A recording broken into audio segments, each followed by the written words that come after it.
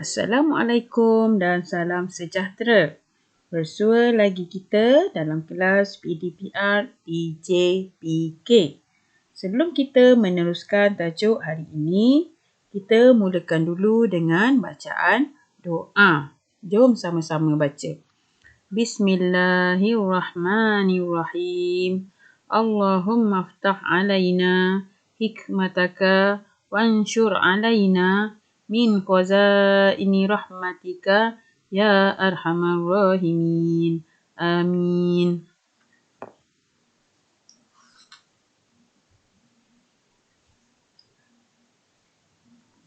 Okey, tajuk kita hari ini ialah pengurusan mental dan emosi. Tajuk ini tajuk pendidikan kesihatan. So, pelajar-pelajar boleh merujuk muka surat 134 buku teks kamu.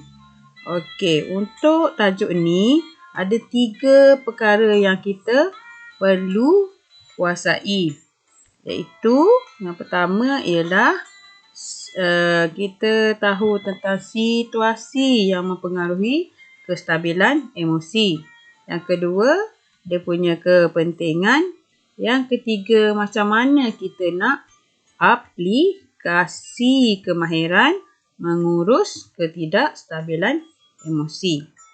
Okey, berbalik kepada tajuk tadi, pengurusan mental dan emosi. Apa dia emosi?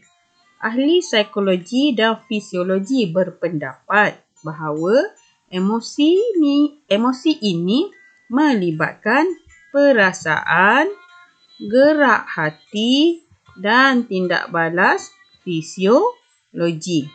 Emosi ni dia boleh wujud dalam bentuk positif atau negatif.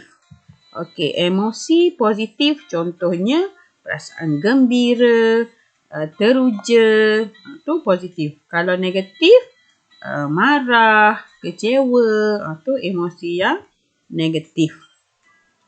Okey, emosi yang tidak stabil boleh mengakibatkan kemudaratan kepada fungsi tubuh badan dan mental seseorang. So, ketidakstabilan emosi individu menyebabkan kegelisahan, murung, sedih, tiada menaruh sebarang harapan yang tinggi dalam hidup. Okey, ini akan menjejaskan serta menimbulkan masalah kepada diri sendiri, keluarga, rakan serta masyarakat. Prestasi pelajaran juga akan merosot disebabkan oleh gangguan emosi. Okey, kita pergi kepada yang pertama tadi, iaitu situasi. Okey, dalam tajuk ni, kita tengok ada 3 situasi yang mempengaruhi ketidakstabilan emosi. Ketidakstabilan emosi ataupun gangguan emosi ni, dia tidak mengenal usia. Dia boleh berlaku kepada setiap individu, sama ada individu tu kanak-kanak, remaja ataupun dewasa. Okey, kita tengok satu-satu situasi yang macam mana yang mempengaruhi ketidakstabilan emosi, terutamanya dalam kalangan remaja. Okey, yang pertama dia bagi kat sini ialah kegagalan dalam peperiksaan. So, kegagalan dalam peperiksaan ni boleh menyebabkan seseorang itu akan mengalami tekanan ataupun stres. Bila stres ataupun tertekan ini, dia akan mengganggu kita punya emosi dan mental. So, dia akan menyumbang kepada ketidakstabilan emosi. Okey, yang kedua ialah situasi perpecahan dalam keluarga. Ia biasanya berlaku dalam keluarga yang mengalami perceraian. So, anak-anak akan tertekan kerana terpaksa berpisah dengan ibu bapa dan adik-adik mereka. Keadaan ini akan menyebabkan emosi tidak stabil. Okey, situasi yang ketiga ialah masalah dalam persahabatan. Dalam persahabatan juga ni akan berlaku pergaduhan dan perselisihan faham. So, ini akan menyebabkan berlakunya ketidakstabilan emosi. Okey, seterusnya kita tengok kepada kepentingan menguruskan ketidakstabilan emosi. Tadi situasi yang menyebabkan ketidakstabilan emosi. So, kita tengok pula macam mana pentingnya kita menguruskan ketidakstabilan emosi. Emosi yang tidak stabil akan mendatangkan kemudaratan kepada fungsi tubuh badan dan mental kita. Okey, kat sini ada 5 kepentingan yang diberikan. Itu kepentingan yang pertama untuk membuat keputusan. So, emosi yang stabil sangat diperlukan apabila kita membuat sesuatu keputusan. Kalau emosi tak stabil, keputusan yang kita ambil itu mungkin tidak betul ataupun tidak membawa kebaikan. Okey, yang kedua, merasa gembira. So, untuk merasa gembira pun sebenarnya kita memerlukan emosi yang stabil. Kalau emosi kita tak stabil, perasaan gembira tu susah untuk hadir dalam diri kita. Yang ketiga, penyatuan masyarakat. So, bila seseorang tu dia mempunyai emosi yang stabil, ini akan melahirkan perasaan empati, kerjasama, bertolak ansur dan memaafkan. Perasaan ini akan eratkan hubungan dalam masyarakat. Okey, yang keempat, badan dan minda yang sihat. So, kalau emosi kita stabil, ia akan membantu kita untuk mengamalkan hidup yang sihat seperti bersenam, tidur yang cukup dan diet yang betul. So, bila dia akan mengurangkan kebimbangan dan stres dan menerusi penghasilan hormon endorfin. Jadi kita perlu bersenam sebab bersenam ni akan menghasilkan hormon endorfin. Hormon endorfin boleh menyebabkan kita kurang stres. Okey, yang kelima ialah berkomunikasi.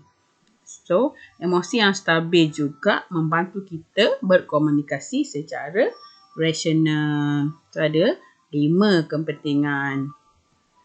Okay, seterusnya kita tengok kemahiran menguruskan ketidakstabilan emosi. Kalau pengurusan emosi yang baik akan berjaya mengawal perasaan marah dan tindak balas negatif serta bijak memilih tindakan yang tepat semasa menghadapi sebarang masalah. So, ada 5 kemahiran untuk kita mengurus emosi kita. Yang pertama, kita mendekatkan diri dengan aktiviti keagamaan. Terutamanya kalau orang Islam, dia ada ceramah agama, dia ada cara-cara untuk mendekatkan diri dia kepada pencipta dia supaya dalaman ataupun kerohanian dia tu lebih kuat. Ini akan menghasilkan emosi yang lebih stabil. Yang kedua, mengakui kesalahan diri. So, kalau kita boleh mengakui kesalahan diri kita sendiri, kita dapat memaafkan kesalahan orang lain, maka kita akan jadi lebih tenang. Yang ketiga, bersikap empati. Okay, ini menjadikan seseorang individu lebih peka dengan perasaan orang lain. So, dia dapat mengurangkan tekanan emosi orang lain lah. Okey, yang keempat, berkomunikasi secara berkesan.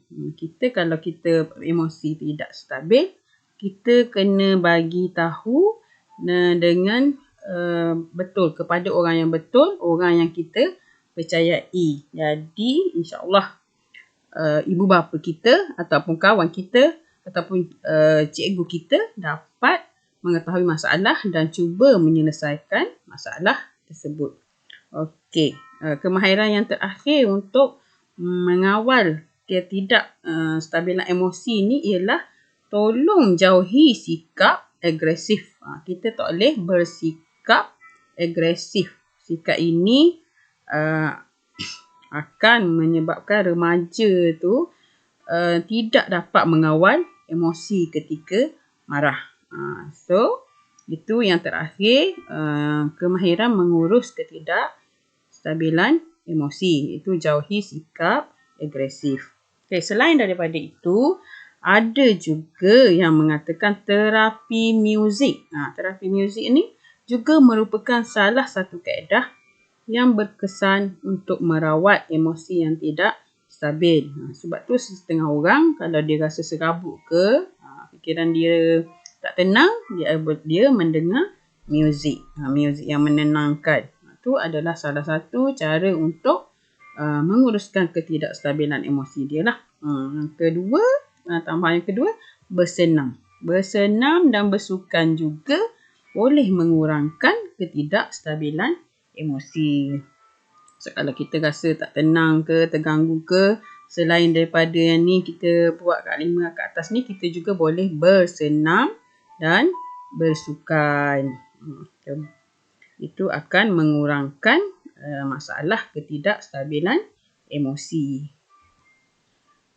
Okey, sebagai kerja rumah, kamu hendaklah membina satu nota ringkas dalam buku nota PJPK kita tentang tajuk yang baru saya bincang tadi, iaitu pengurusan mental dan emosi. Dalam tajuk ini tadi saya kata kita perlu tahu 3 benda, iaitu situasi, yang kedua kepentingan, yang ketiga kemahiran mengurus. So setiap satu ni dia ada, kalau situasi ada 3 situasi, kepentingan tadi ada 5, kemahiran ada 5. So tolong siapkan nota ringkas ni. Sebenarnya setakat itu sahaja tajuk kita hari ini. Kita sudahi kelas kita dengan doa supaya kita dimudahkan urusan. Dan jangan lupa untuk jawab soalan kuis dalam link yang akan saya berikan. Okey, baca doa dulu. Bismillahirrahmanirrahim. Rabbi yasir wala tu'asir. Rabbi tamim bil khair. Dengan itu, sekian saja kelas hari ini. Jumpa lagi di kelas seterusnya. Sekian, terima kasih.